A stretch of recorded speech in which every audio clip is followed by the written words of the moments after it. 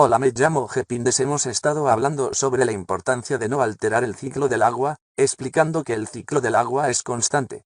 Estamos haciendo un esfuerzo enorme de explicar por qué debemos cambiar nuestra rutina de consumo, que sea fácil de entender y que por parte de todos poder divulgar a nuestros vecinos, a nuestras amistades y en los colegios de nuestros hijos, para unir nuestra especie en defender un futuro más sostenible. Hola, soy Diego. Los fundamentos que hemos utilizado para estos cambios han sido sacados de nuestra propia historia, desde la época medieval hasta llegar a nuestros días, y todas han utilizado un denominador común: la convergencia de las tres tecnologías y sus ejemplos. Hola, soy Jimena. Los científicos nos dicen que 50% de las especies hemos perdido, han estado aquí millones de años, son especies extinguidas. Estos lo saben muy bien los jóvenes de todo el mundo, se debe gracias a la globalización de la comunicación, y ya no se informa por vía convencionales, saben muy bien que las noticias son manipuladas según la ideología de cada editorial, ya sea prensa, radio, televisión. Ellos utilizan las nuevas tecnologías, las redes, internet, redes sociales, redes que están utilizando las universidades. Scientists refer to ocean acidification as the other carbon problem. The first, of course, is global warming. People have heard about global warming for decades, but it's only over the past 5 years that experts really understood that the carbon dioxide is causing a problem for the oceans as well. When we burn coal, oil, or gas, we introduce carbon dioxide into the atmosphere. But the atmosphere touches the ocean over 70% of Earth's surface.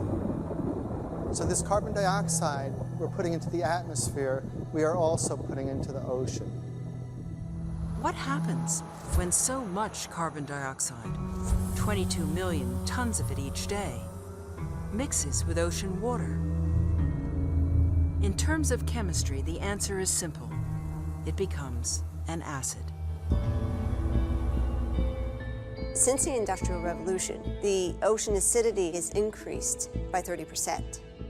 If we continue to pollute as we are now, the ocean acidity will double by the end of the century compared to pre-industrial times.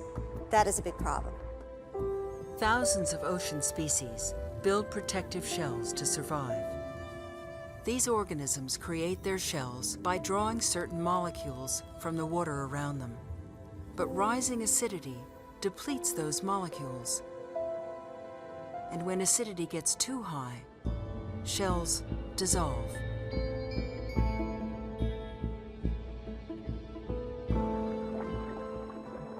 We know that coral reefs are particularly sensitive to ocean acidification, and the reason for that is that corals are unable to form their skeletons as quickly as they used to, and reefs are starting to crumble and disappear. We may lose those ecosystems within 20 or 30 years. And in those structures live an estimated 1 million species. There's growing alarm that higher acidity will extinguish creatures that are a basic food source for fish.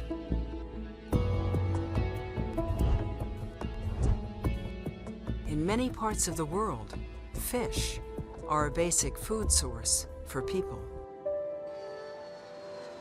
The only way to stop acidification is to emit less carbon dioxide. But the ocean can better defend itself against rising acidity and temperature if its systems are healthy.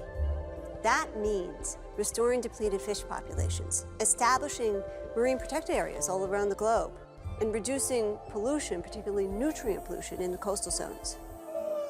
Today we're in a really remarkable history of the ocean. We know how to solve the local problems of marine ecosystem health. We know how to solve the global problems. The question is, will we?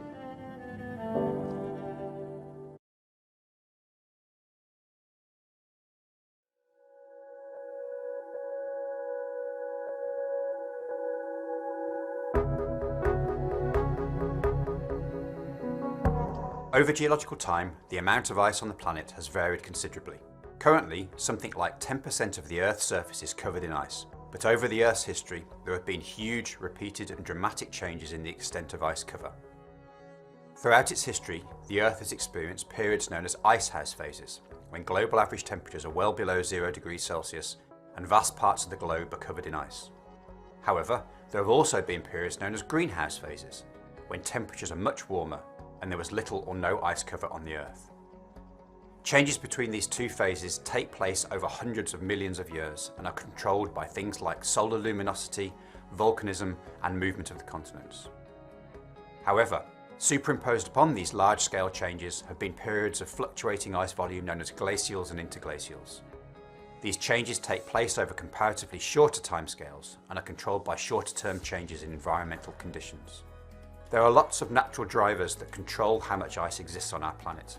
However, in recent decades, by far the most significant control on our planet's temperature, and thus ice cover, is the amount of anthropogenic greenhouse gases that exist in our atmosphere. In the pre-industrial era, natural controls were the most important drivers of a varying climate. But since the Industrial Revolution, this has been overtaken by anthropogenic effects. In other words, what we, as human beings, are doing to the planet. There are more anthropogenic greenhouse gases in the atmosphere now because we burn more fossil fuels, because of extensive livestock farming, because of the manufacture of cement, and because we chop down forests. Anthropogenic climate change is perhaps the greatest challenge facing all living things on planet Earth. This conclusion is unequivocal. Anthropogenic climate change is real and is a danger to all living things on planet Earth. Its existence is not open for debate or indeed something that we get to choose whether we believe in or not.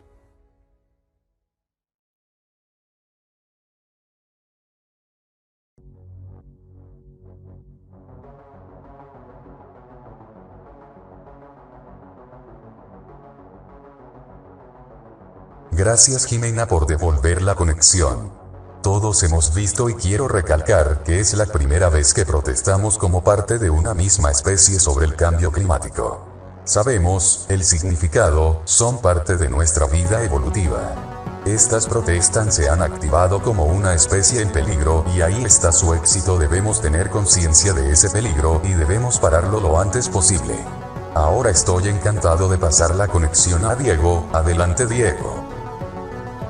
Gracias compañero, por eso hemos visto en estos últimos años que las noticias convencionales trataran este fenómeno con tan poco rigor profesional, sino más bien minimizaban hasta trabajar como anécdota. Lo dejo ahí para no utilizar un tono descalificador que sería lo suyo, pero eso es otro tema.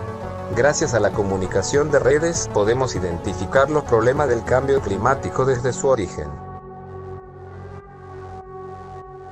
Soy Jimena y gracias Diego, pensarlo bien, hemos democratizado los conocimientos en 10 años, ni siquiera lo hemos celebrado, lo hemos pasado de largo, cuando deberíamos estar orgullosos de este logro, porque ahora todos podemos adquirir conocimiento en cualquier lugar del mundo o en cualquier universidad por muy lejos que se encuentre del lugar la persona. Esto es lo que hemos logrado, claro que sí, claro que sí.